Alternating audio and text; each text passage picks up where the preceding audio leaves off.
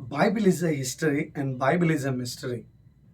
దేవుని వాక్యం ద్వారా మన జీవితాల్లో ఎదుగో పాపాన్ని గెలవగలుగుతూ ఉంటాం. బైబిల్ అనేది ఒక పుక్కిట పురాణం కాదు. బైబిల్ అనేది ఒక మత పుస్తకం కాదు. బైబిల్ అనేది ఎదుగో దేవుని వాక్కు. దేవుని వాక్కు మన జీవితాల్లో ఎదుగో మనల్ని పరలోక వైభవంతో నింపుతుంది. ఎక్కడ దేవుని వాక్యం ఉంటుందో అక్కడ విశ్వాసం ఉంటుంది.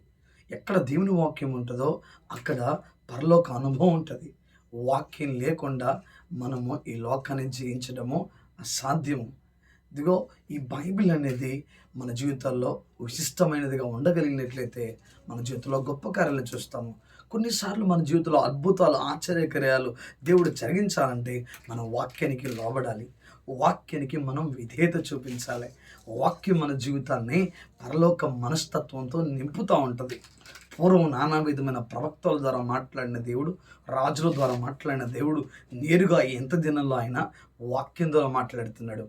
వాక్యానికి దగ్గరగా వద్దాము, మన జీవితాలను ఇదిగో జయ జీవితాన్ని పొందుకుంటాం.